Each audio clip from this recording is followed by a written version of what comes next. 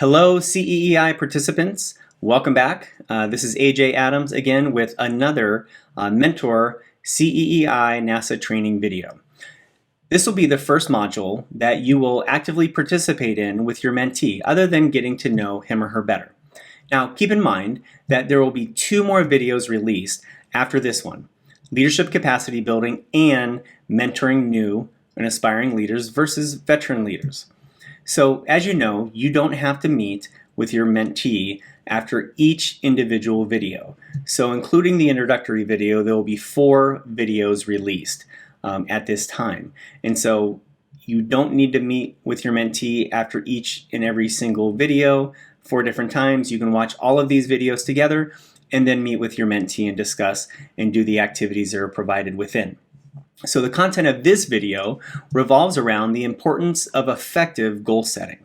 So you should take out your video reflection form now, as this will be a jam-packed video with useful information. Here's a question for you. How many of you created New Year's Eve resolutions this year? And what about years past? Do you remember your resolutions from any of the years in past?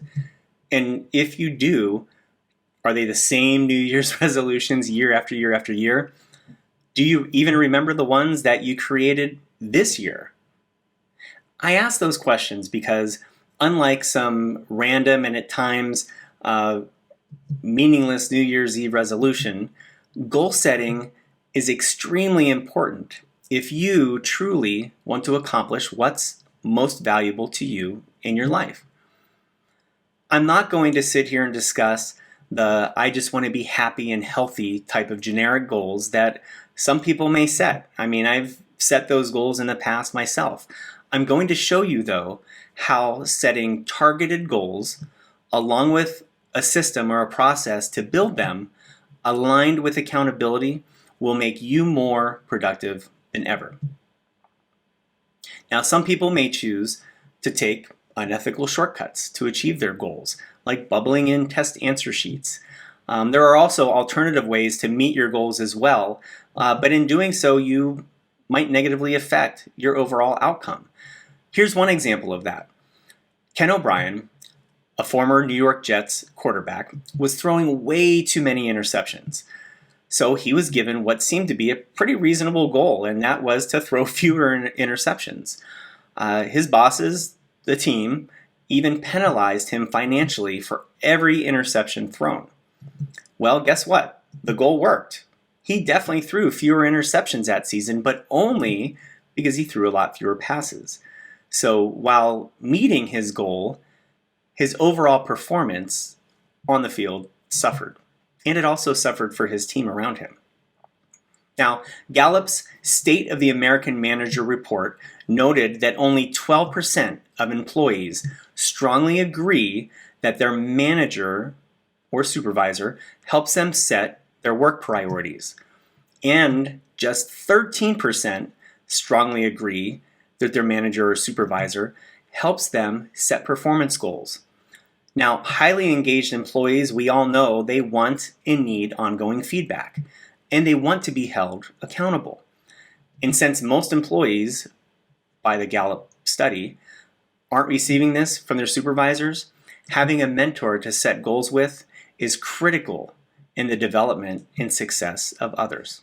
Now, you may have heard about the famous study on the Harvard Business School's graduating class of 1979, where basically only 3% of the graduates that year wrote goals down for themselves.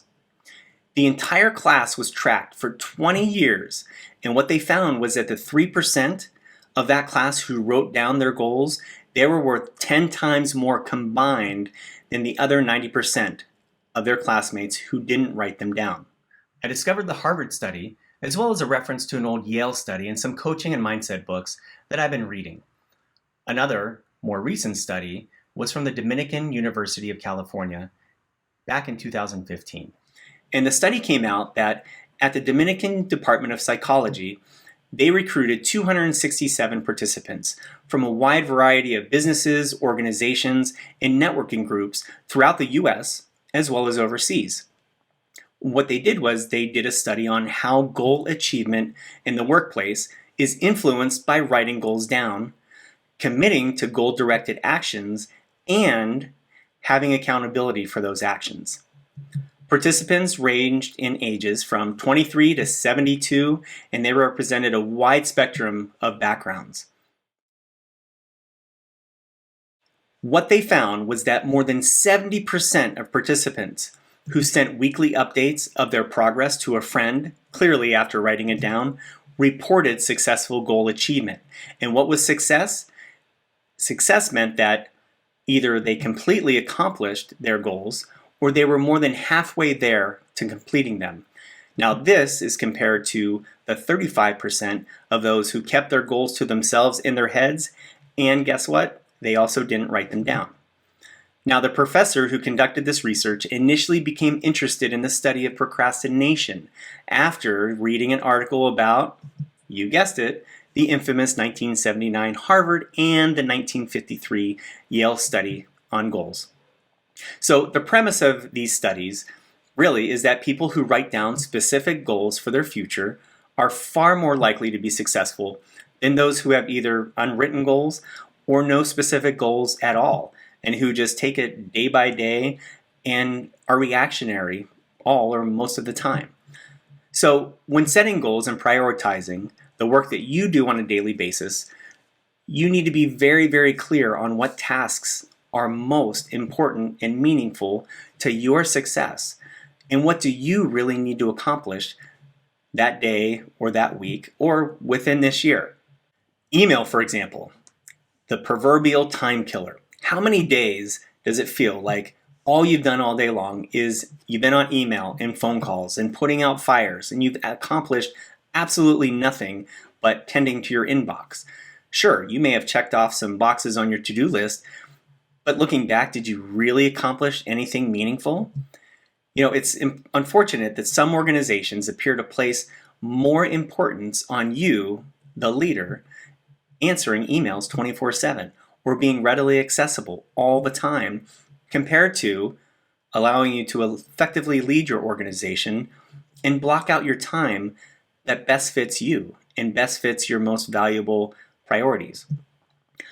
So instead of reacting to whatever comes your way, I'm going to encourage you and challenge you, in fact, to look at your calendar and strategically block out your calendar so that you can focus on one meaningful task at a time without multitasking. And yes, you're right. I said without multitasking. Now, if you are more productive in the mornings than you are afternoons, that's when you focus on your most important tasks. If you're more productive in the afternoons than you are in the mornings, then that's when you should focus on your most productive tasks. And what I do is I know that about myself, and I block out time for the most important tasks, and I also block out time to do my emails. You know, it's unrealistic to think that we just stop doing emails or stop reading emails, but strategically placing them during the times where you're more unproductive, I think, is best. Now, multitasking, I said it earlier, it used to be viewed as a badge of honor. You know, I used to say I'm the multitasking king, right? But let me tell you something, folks. What I've learned through my experience is that multitasking, it's not so much a badge of honor anymore. It definitely won't make you more productive. So just like any task, anything that is important, you need to be laser-light focused. The next area that we'll be discussing will be the area of constructing SMART goals. So in making a goal that is SMART, obviously we go down SMART, right? So S stands for specific, and I'll add clear. Rather than saying, I want to make more money this year, you state specifically how much money you want to make within your goal. So technically, if you make $1 more than what you're currently making, that's making more money this year. Your goals also need to be M, measurable. So rather than saying something vague like, I want the culture in my front office to be better, or I want our front office to be more friendly or have better customer service, specify something that you can measure. Like in the front office, we openly discuss at the end of each day How we can improve upon our customer service. We rate each day on a 1 to 10 rating scale, and we evaluate why we gave that rating for that day and discuss ways to have a higher rating the next day. A, achievable, attainable, and I like to throw in act as if. So your goals should be attainable. They should be achievable. Okay, they shouldn't be these completely outrageous goals, all right, that you just aren't going to be able to reach. However, with that said, if you don't set the bar high enough, you'll never live up to your potential. Now, for some lofty goals that you might have, I say act as if you've already reached them. So this means imagining reaching your goal vividly in your mind and becoming the person you need to become to achieve that goal. So having a lofty goal is awesome. I think everybody should have that. But in order to achieve that goal, we need to be real with ourselves and say, okay, AJ, you need to reach this goal. It's lofty, but you're going to have to dig deep and change yourself to reach that goal. So what do I need to do to change? And who do I need to become to reach that goal?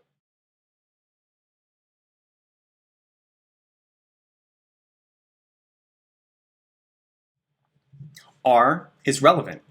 Your goal and your goals, they absolutely have to be relevant to you. Are your goals aligned with your values? Is it aligned with your daily, weekly, quarterly, and yearly goals? So if you have a goal of being promoted into a principal position by December 31st of this year, then if you make quarterly goals or monthly goals, you certainly should be making weekly goals and daily goals. But if you make those goals, or at least one of them, should be aligned in some way to your overall goal of being promoted into a principal position by the end of this year. T, smart. T, timely. So put a timestamp on it. Okay, I like to add when I put a timestamp on it or before statements in my goals. That way I don't limit myself to that specific date. And it also helps with procrastination as well. So you can phrase a goal as if you've already met it as well. So do a little psychology on yourself and phrase it as if you've already met it. So for example, I might have a goal. It is now October 1st or before, and I, AJ Adams, have easily and effortlessly run 5 miles or more without stopping. Now, it's also important to acknowledge the goals that you met as well and share them with somebody. Share them with your significant other. Share them with your mentor or mentee. Or remember, we talked about your circle of 5 people. Share your goals with others. And you don't necessarily need to share them with somebody else in order for them to hold you accountable and ask you every single day, hey, did you meet your goal? Did you meet your goal?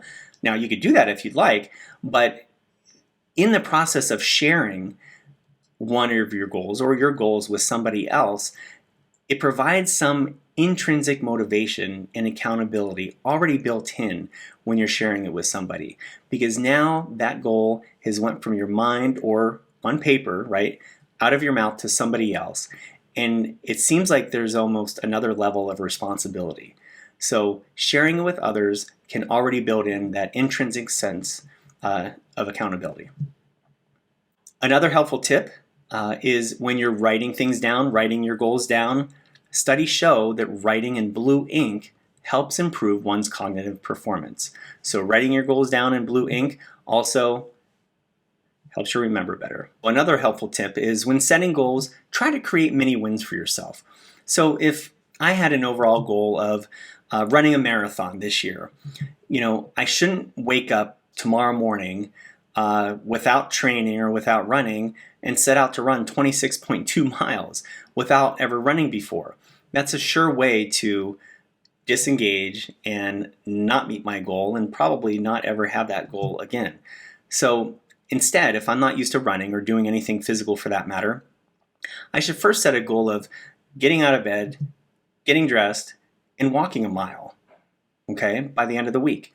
Once that's easy for me, then I'll kick it up a notch and jog that 1 mile. Then once I can jog that mile, then I'll set a goal of jogging 2 miles with an end date, with a completion date, right? And then I'll ramp it up to running 5 miles with a date, and so on and so forth. And setting those mini wins, working up to that 26.2 miles.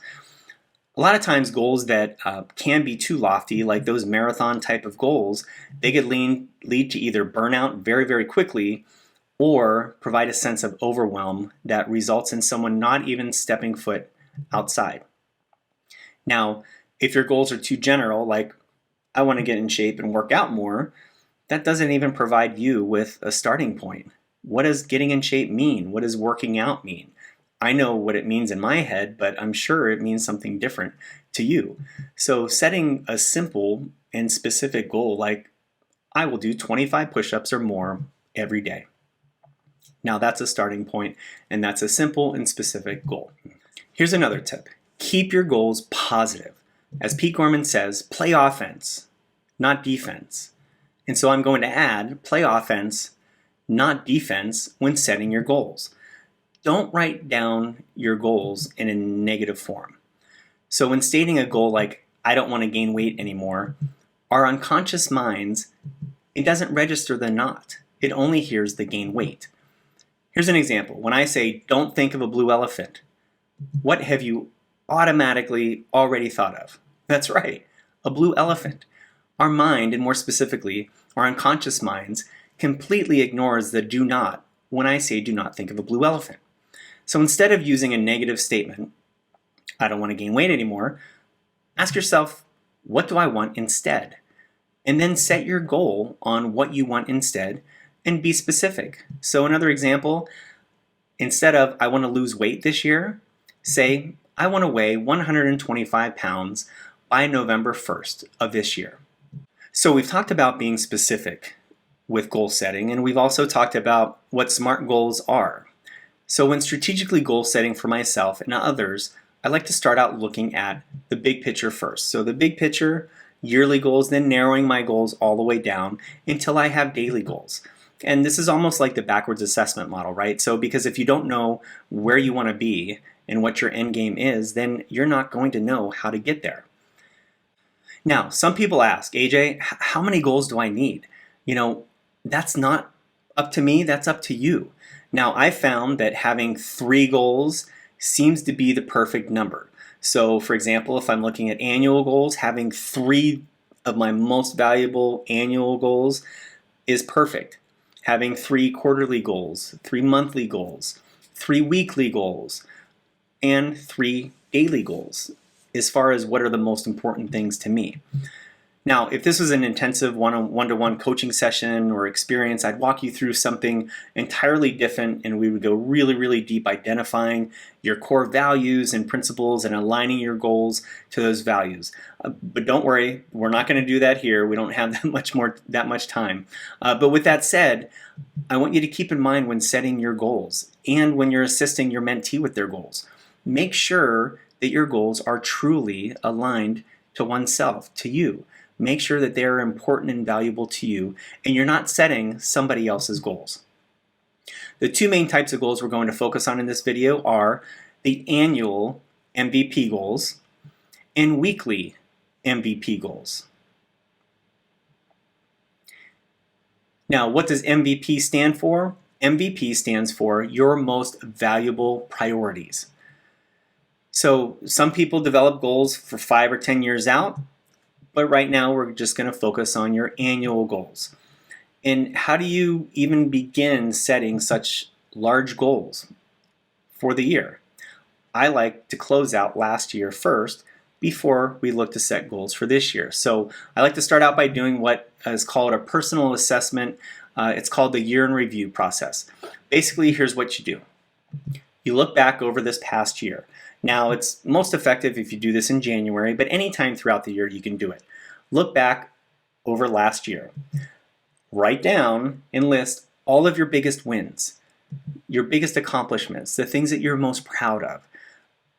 If you had goals, the goals that you accomplished, right? Write down all of your biggest wins from last year. The second thing you should do is write down all of your biggest learnings from last year. your biggest aha moments, your biggest growth moments. Write down everything that you learned from last year. Now, in doing so, I feel it's almost like we're closing last year out and we're ready to begin setting goals for this year. So, third, you guessed it, write down all of the goals that you want to accomplish this year. Write down all of your biggest goals for this year. Make an extensive list of all the things that you'd like to accomplish by the end of the year. Write them down, and then when you're done, I want you to go back and pick the top 3 that are most important to you. The top 3 that are most important to you. And then, taking those top 3, you'll then turn them into SMART goals. The next type of goal we're going to discuss are the weekly MVP goals, so the most valuable priorities for this upcoming week. I find it beneficial to set these goals the Sunday before each week. As you know, our weeks can get away from us super quickly. So it can be sidetracked at the blink of an eye with so many different types of fires that you need to put out, emergencies, responding to your organization's last minute items, plans, things like that. So it's very important to be crystal clear on your 3 most valuable priorities for this upcoming week that you have to get done. Now, when I was in college, a professor was discussing the importance of goal setting and goals. And my professor performed the metaphor set forth by Stephen Covey called the big rocks of life. He spoke about prioritizing tasks using the metaphor of rocks, pebbles, and sand. Now, rocks are your largest and most valuable priorities. The pebbles represent the other things that you have to get done and that you need to get done, but they're not quite your most important priorities. And then there's the sand. The sand is extremely tempting because these are all the little tasks that you can get done in like 3 to 5 minutes. And after each one that you accomplish, it feels great because once you accomplish that task, you get a hit of dopamine rush when you check those boxes from your to-do list. These are the things that people tend to focus on most of the time, which, what does it do? It distracts you from focusing on your highest priorities, your largest rocks. So what he did was he placed the 3 rocks into a jar symbolizing the 3 main priorities for that week or for that day or for that year, right? Next, he added pebbles to the jar, which took up some space around the rocks, and then he poured the sand into the bowl, which then went all around the pebbles. That jar became a metaphor for what successful people do. They start prioritizing their 3 main priorities, and then there's time and room for everything else after they accomplish those 3 main things. Now, what he did next was he took the rocks and pebbles and sand out of that jar and put them back into their original bowls. And he stated that when you first pursue the smaller, easier, much more tempting tasks, then it's a lot easier for things to fill up your schedule, right? So he poured the sand and the pebbles into the jar, and the jar became filled up very quickly. It filled up enough to where there was barely enough room for just one of the big rocks to fit in the jar on top of the sand and pebbles. So the moral of that story is start with your most valuable priorities, your 3 big rocks first, then tend to all of the other things. Now we're juggling so many things right now. 100 emails a day, your hybrid back to school plans, budgets, in-person testing plans, small group plans, tending to the social emotional well-being of your students, staff, yourselves, and that's just dealing with stuff at work. I haven't even included talking about all of the additional tasks, right, that encompass your personal life and your families. So I implore you, it is vital now more than ever to prioritize your goals so that you're not consistently spinning your wheels, and so that you ensure that your most valuable priorities and that your goals that you want and need to get done are accomplished. On top of that, prioritize your calendar. That will do wonders. So, what are your next steps as this video comes to a close. So be sure that you filled out and took notes on your video reflection form and record your thoughts. Record your comments and thoughts. And first, I would like to do this exercise with you first.